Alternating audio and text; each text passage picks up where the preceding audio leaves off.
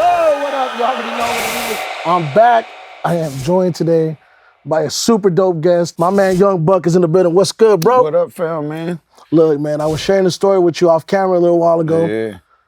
Back in 2003, 2004, I don't remember exactly when it was, but you and Lloyd Banks did an in-store autograph session in Dallas, Texas, at Latin One Stop.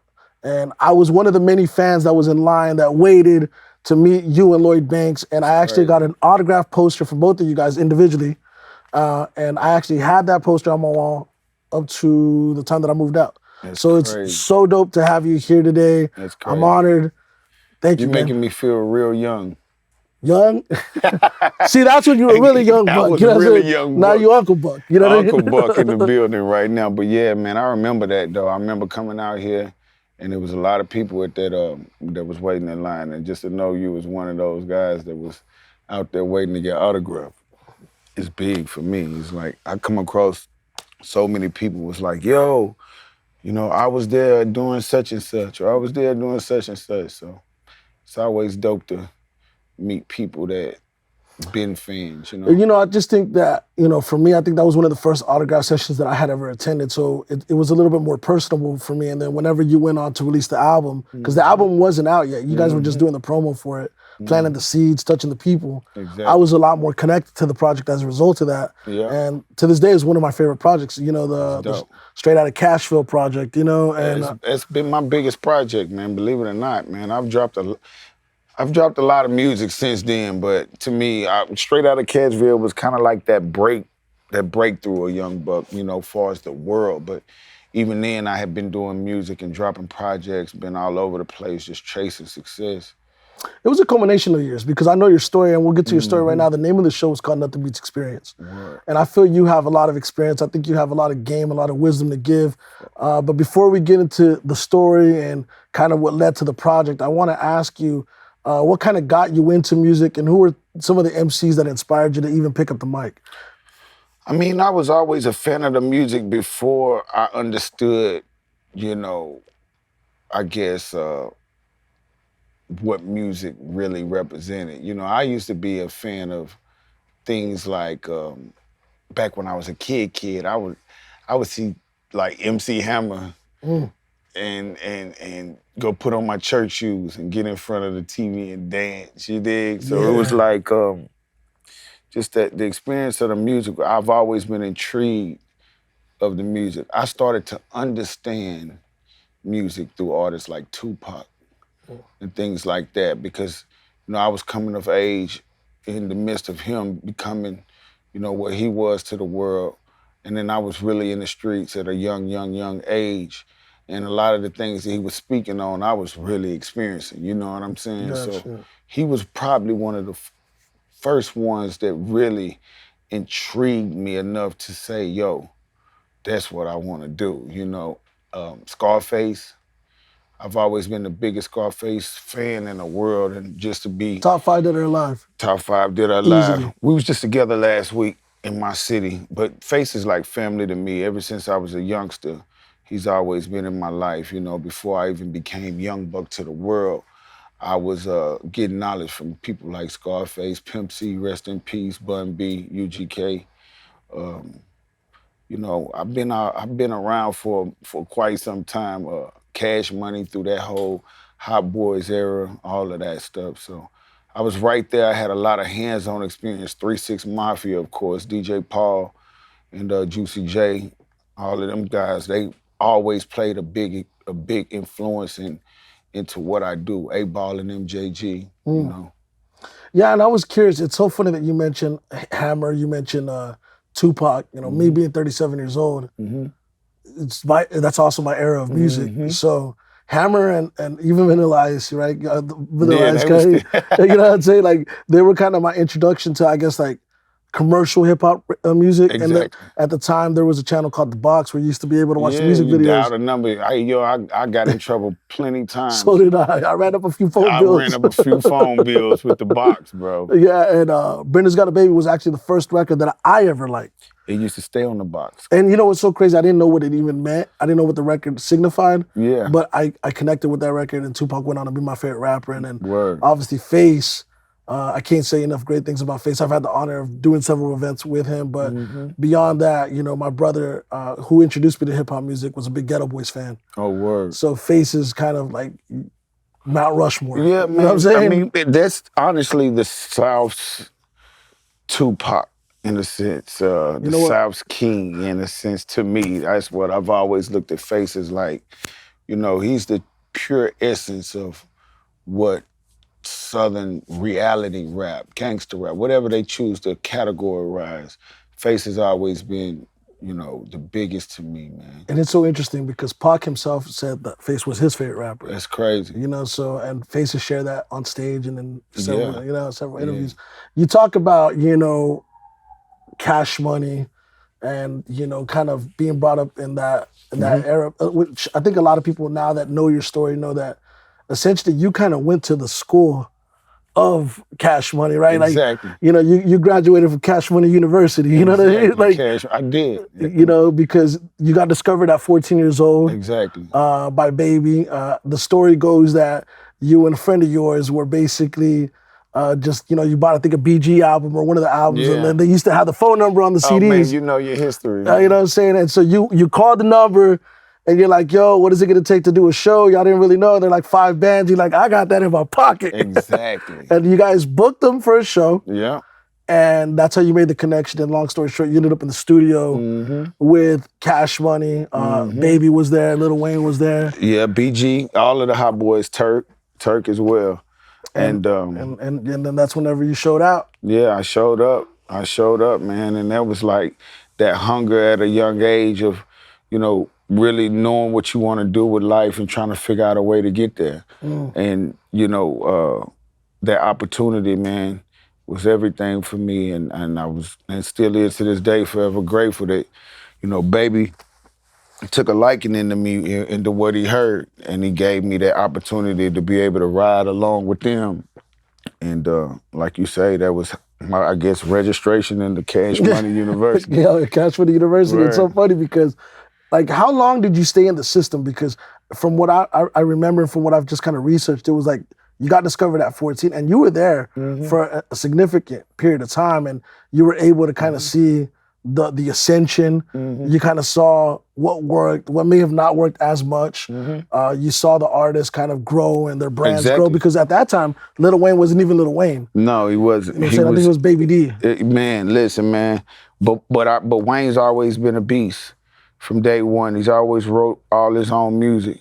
He was always one of them cats that, kept you on your toes as an artist, no matter how old you was. And he was a youngster, because lyrically he was, even now, watching him and hearing him and how lyrically he is, it's just like, for me, I'm like, yo, dude really been that ever since he was a youngster, when it comes to being on that mic. And it was just like a learning experience. I was there to be able, basically considered as an artist of Cash Money. So, my years of being there, I was discovered around 13 going on to 14.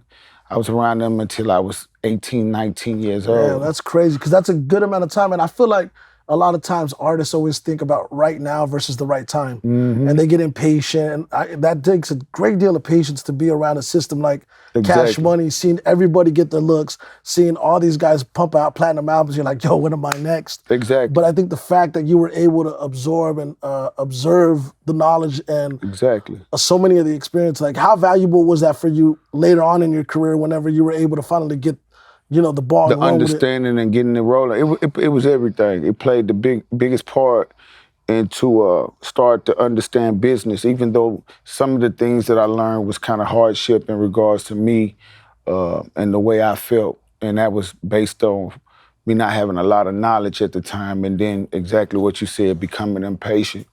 And just watching, Baby go through different things in regards to, keeping the Hot Boys in the spotlight for the world to be able to love the music, and just watching how much work had to be put in for us from the studio, the work ethics to create the music that, they were making at that time was like real. It was just an honor to be able to absorb that. Like I say, I tell some people, I'm very lucky because, during my time of even being with Cash Money was when, of course, I come from Tennessee, so I've always been like a 666 Mafia fan, A-Ball, MJG. But I was able to come across even some of my own heroes before actually becoming a part of Cash Money by being with Cash Money, because Baby would take me around the world, wherever they went, and he would show my talents or let me showcase my talents to, people like DJ Paul, Juicy J, you know what I'm saying? And That had so to prep many you. of Yeah, them. that had to prep you. You know what I'm saying? Exactly. Universal Records and all these major big wigs. So, um, you know, from the beginning, I've always been told, yo, he's gonna be the one. He's gonna be the one. He's gonna be the one. And I ended up becoming the one. You know what I'm saying? So what do you think took so long, or what do you think the reluctance was to pull the trigger on you sooner? Do you think it was just a judgment call that, Baby may have saw like, hey, you're not quite there from a maturity standpoint? Because I think people often like what people don't realize is, when it comes to like music, it's not just the artistry, right? Because creatives could be creative, and you can have great music, but that doesn't mean that you have the mental capacity to jump in the game and I don't. I don't. handle it. I don't think it was never that, because I was ahead of my time for streetwise and, financially getting money from the street and things like that. What I do think was the Hot Boys became so big, it became so overwhelming and so much for Baby to have to, catapult them and stay in control, that it pushed me further and further down the line. His interest couldn't be relayed into trying to focus on putting something else out when you got this all working. So I think he did exactly what he was supposed to do, and that was focus on making them the stars that they became. And do I feel, yeah, I used to feel like, man, why you ain't put me in the mix, or why I can't be on this record? Because, like you may know the history, like a lot of people may know the history, I was around for a long time, but you can't go pick up one album and hear me on. You understand? So I started feeling like I'm playing in the background too much. And I've always been my own man from day one, so I made the decision to kind of walk away from Cash Money and start myself off, So I started independently pushing my own music. I've created a buzz and a name for myself by just being around them guys. And I studied your story, and that was one thing that I admired the most, was the fact that when you knew that it was time to just get it out on your own, you said, all right, I'm gonna go independent. I'm gonna hit the blocks. I'm gonna press my own albums. I'm gonna invest into to my own CDs. I'm gonna put up my own posters. I'm gonna flip these. And from where we're from here in Dallas Fort Worth, that's big. That's culture. It's culture. Texas, pop trunk. Exactly. You know what I'm saying? Like, so all the artists that eventually went on to have mainstream success, pop trunk. A lot of them. So one thing that I admired about it is because, I often talk to some of these young guys now, and I'm like, you guys have no idea how different the game was 10, 15, 20 years ago. Like, it's kind of, my comparison is very much to the NBA. It is. Back in the 80s, you had the Bad Boy Pistons. In the 90s, the Bad Boy Pistons. The game was a lot more physical. Facts. Nothing against the game now. The game has advanced so much. It's a lot more athletic. Yeah. But, one would assume, hey, it's a lot more soft. You got guys that are shooting threes from half court and doing it at ease, right? Word. You know what I'm saying? And so they're able to put more points on the board. It's more of a high offense game.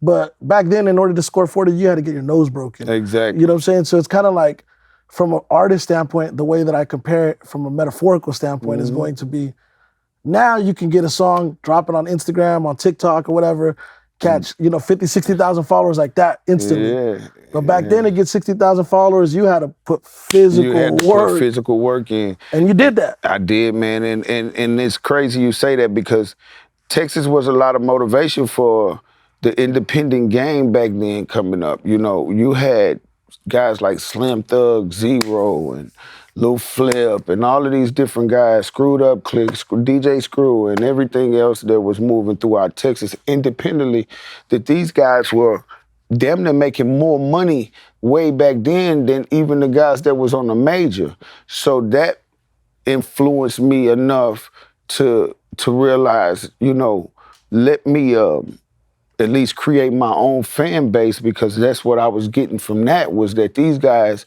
they're making Texas their hometown, where they're from, their fan base. So I focused on, Tennessee.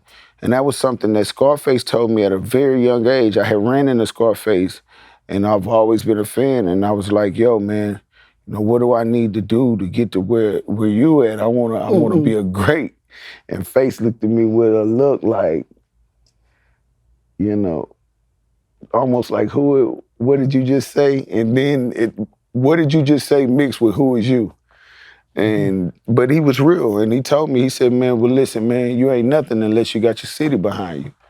I took that, and to this day, I never forget it, because even the artists that I rock with, and some of my artists, I tell them all the time, try to at least start from ground zero, from where you from, grow that fan base. If you got to start from somewhere. So for me, I started to, really hit the nightclubs and selling CDs at that time, like y'all call it, pop trunk. You know what I'm saying? I It's the was culture, man. pressing up CDs at $300 back then for 1,000 of them, selling them for $10 a piece. Got smart enough and put my phone on there. And shit, man, my CD phone was ringing harder than my trap phone. Yeah. And then I knew I had something then, so I started really focusing on, the hustle. Yeah. Not necessarily the business, but I was focusing on the hustle of making money. I wasn't focusing on the way the business is ran through the business until honestly later. And it was too late. I was already going through all kind of shit. And we'll get to the business aspect in a sec, but I do want to ask, so from all this, popping trunk, going out city to city, touching the people, we kind of like, like I compare it to when a politician is trying to get, win office, right? They go city to city, shake hands, kiss babies, trying to get one vote at a time to win. So it's the same thing, you're trying to make one fan at a time to eventually, win. Word. Is this kind of what ultimately led for you to get discovered by G-Unit, Interscope, and all that? Or what was the deciding factor for that?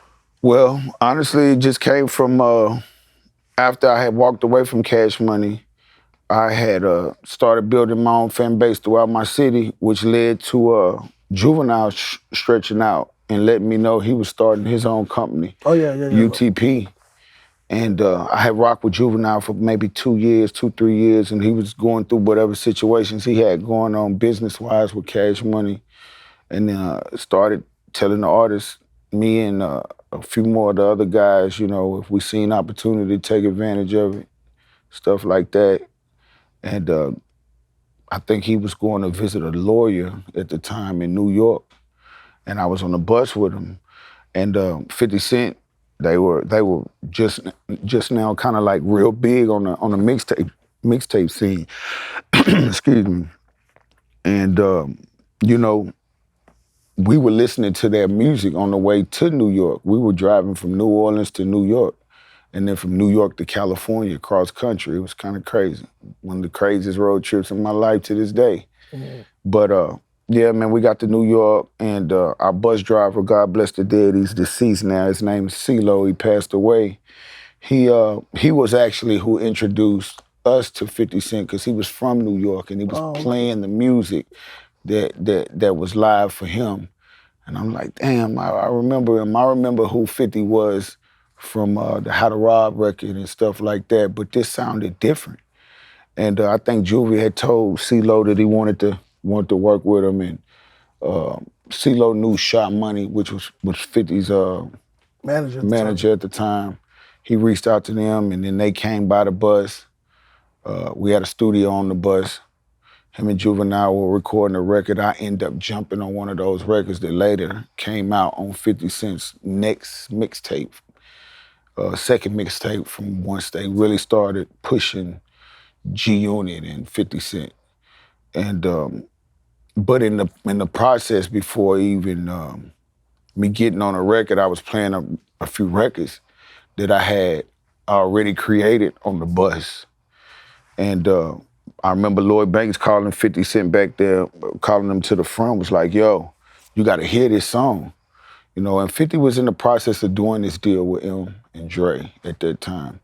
So when he played the song for 50, 50 was like, yo, that shit is crazy. And he never gave me no indication that he, They wanted the wanted song or was, but he was like, that shit is crazy.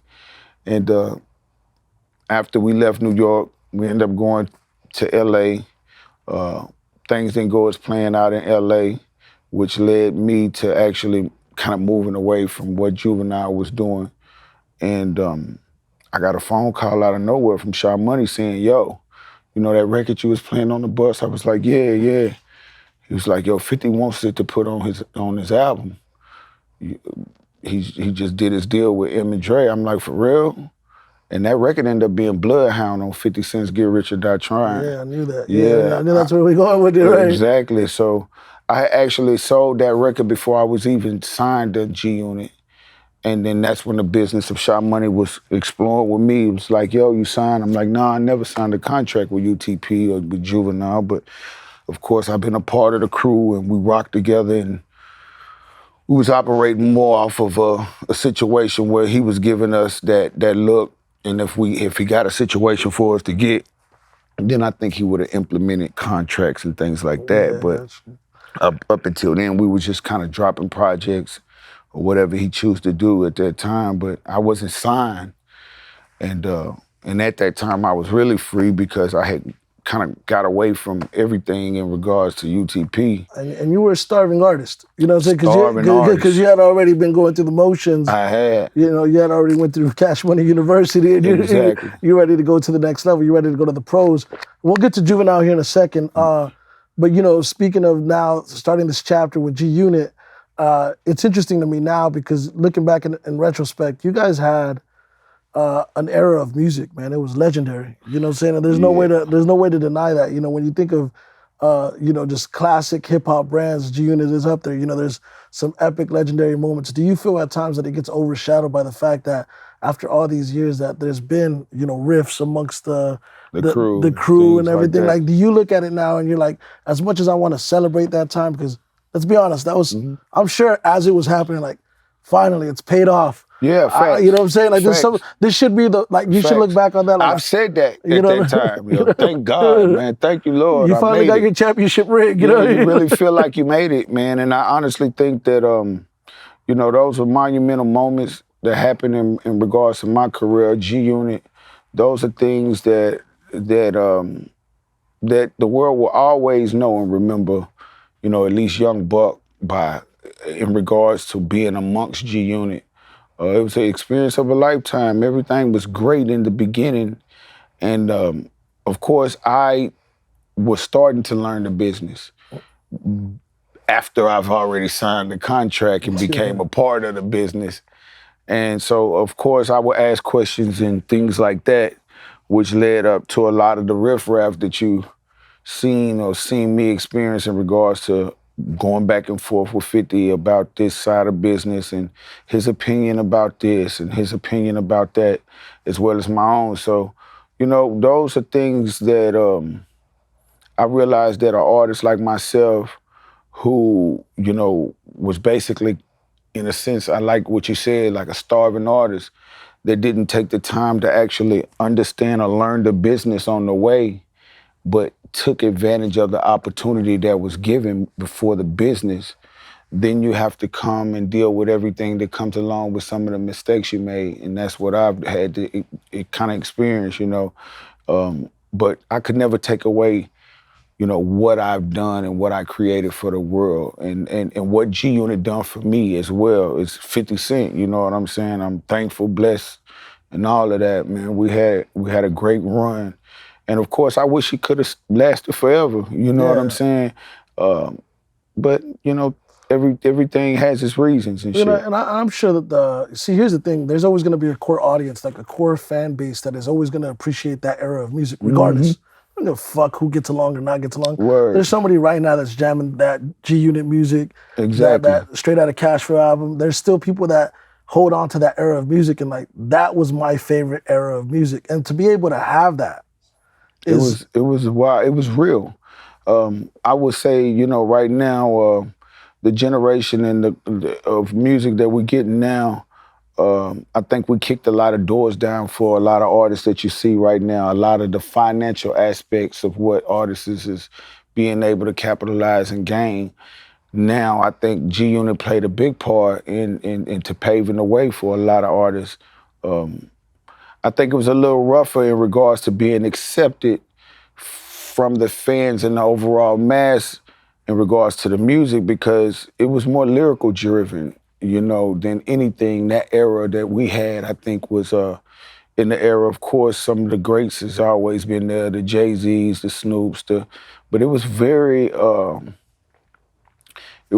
lyrical, and it was also it was real. A lot of the things that the artist was speaking on, especially G Unit, was real experiences. It was real gunshots. It was real fights. It was real things like that was happening.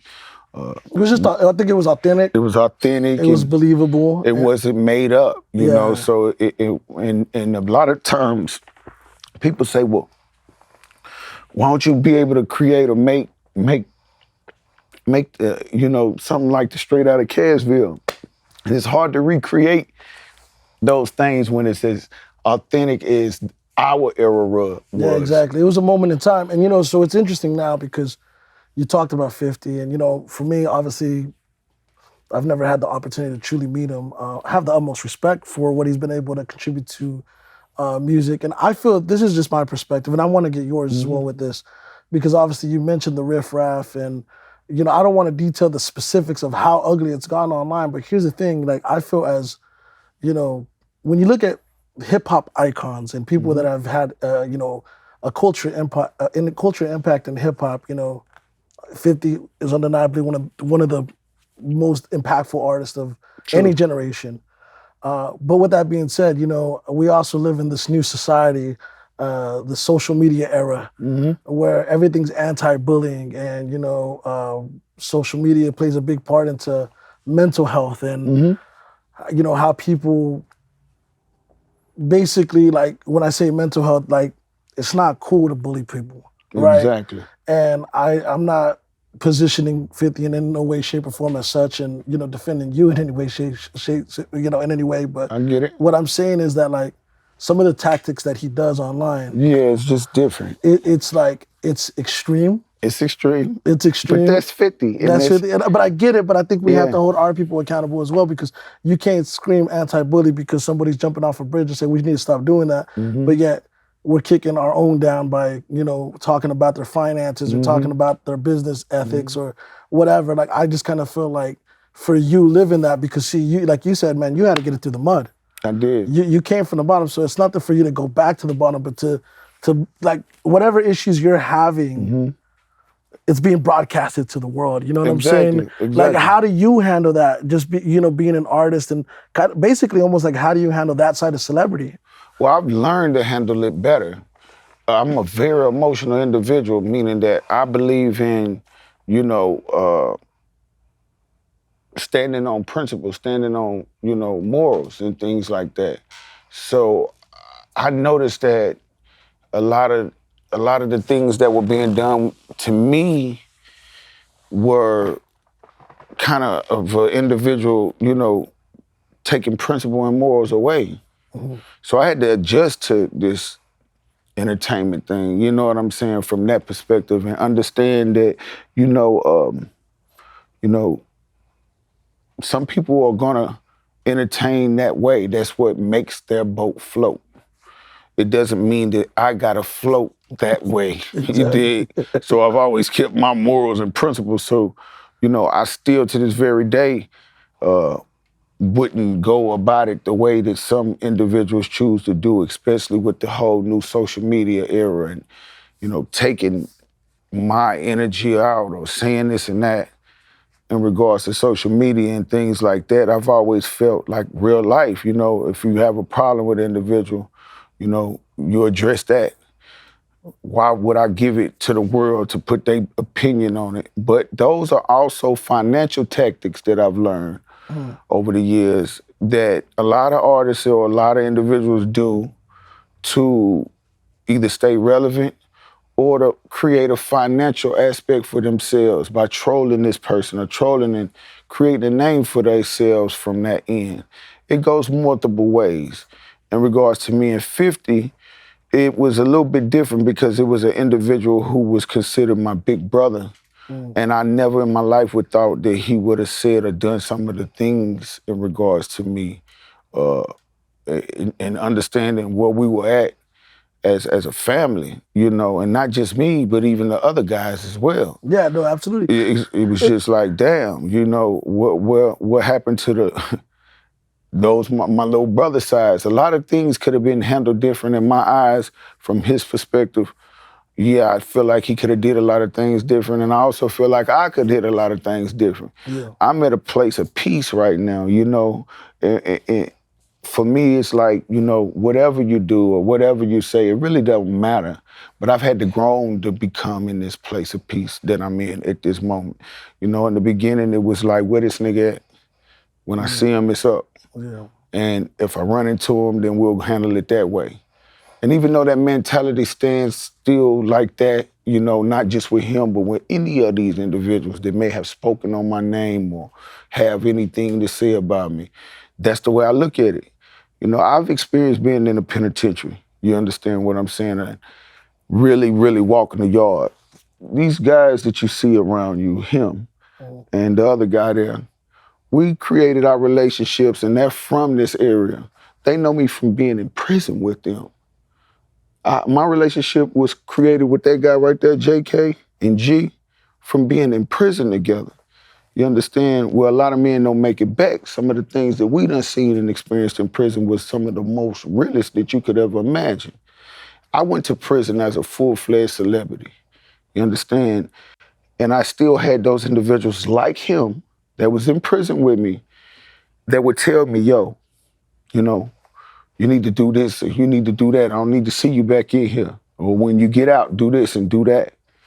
And a lot of those things I've always carried with me back to get to this place of peace that I'm in, because I had to put myself outside of the mind frame of social media and entertainment, because that's one thing, and it's kind of messed up for the fans because, they only left a lot of times to go with or side to things that they see on social media. Yeah. It's about who has the biggest platform. Absolutely. And you can't put too much stock into that, but I'm saying more so, do you feel, in a yes or no answer, that when it comes to social media, entertainment, and just people in general, that we have a tendency to be selective of who we allow to weaponize the platform? I do. Because I'm like looking at it like, Fifth, Yeah. you're a leader. And I you have do. to exemplify leadership qualities. Exactly. And, I feel the same about part that. of your leadership quality and part of being, a front runner and someone that's paved the way for so many people is uplifting your people. I understand there may have been some business disagreements, but man, handle that off social media. Off social media. And I feel that way. Don't I go truly and feel try that. to embarrass people. You know what I mean? Nah, Like, you don't got to go about it. But I think people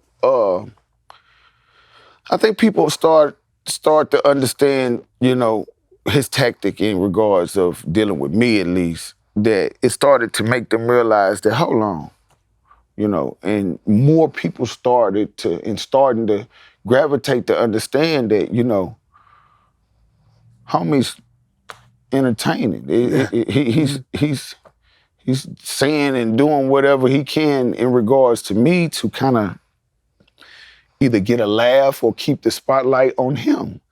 And for me, like I say, those morals and principles never changed. They still the same. So you don't get a lot of social media. I was just now telling my manager, Charlie P., I'm like, yo, I got to get more active on social media.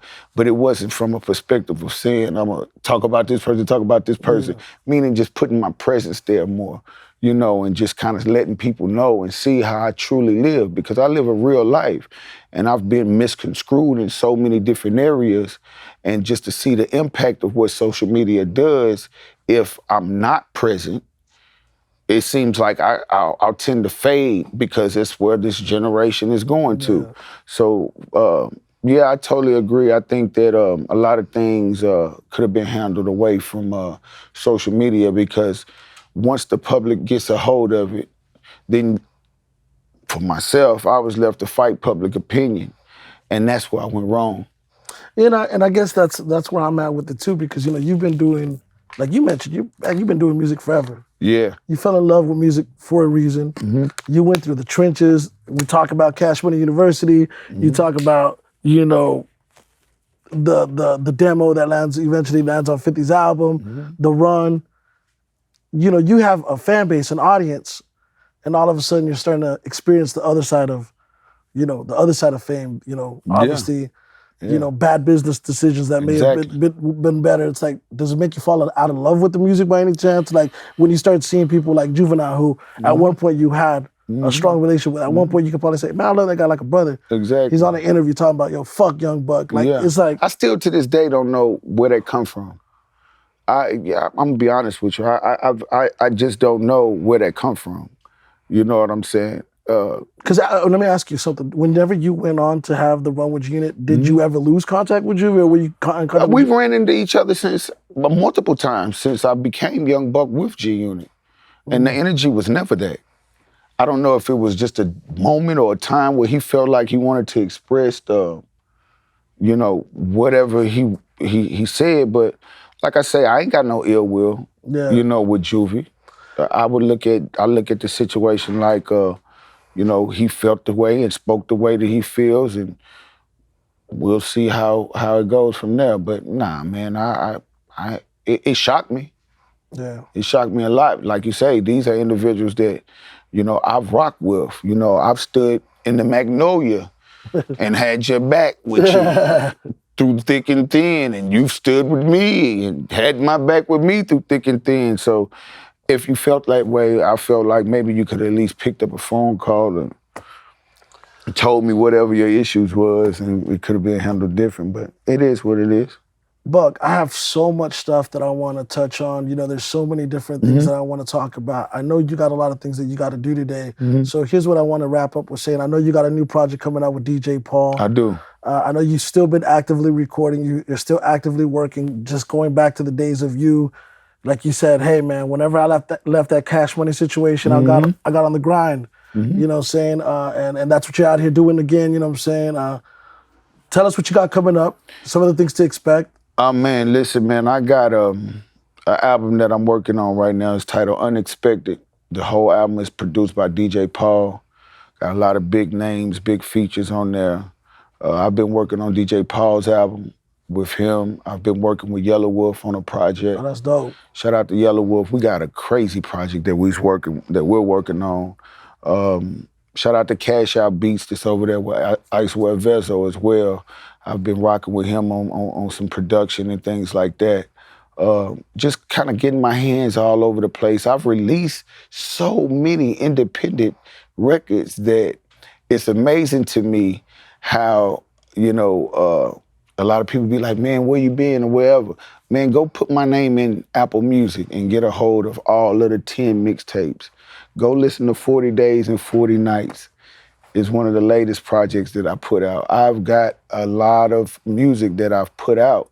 I put out 10 mixtapes in 10 months. I've got over 100 songs, out of 10 projects that's out right now. So, for me, I've kind of really been independently underground grinding, I should say, and just staying relevant. My shows are staying booked up. I was going to ask you if you had any upcoming tours, any upcoming plans for tours. You want DJ Paul, baby? I got a big show coming up in Detroit. Me and Paul as well is putting together a big run. Me, Paul, Yellow Wolf, and things like that. Like a lot of shows, man, a lot of videos. I'm one of those artists that works with a lot of independent artists. Yeah, I noticed that. So I'm always on the go. And working with that, I feel like, I should always give that presence to those artists because honestly, that's what I come from.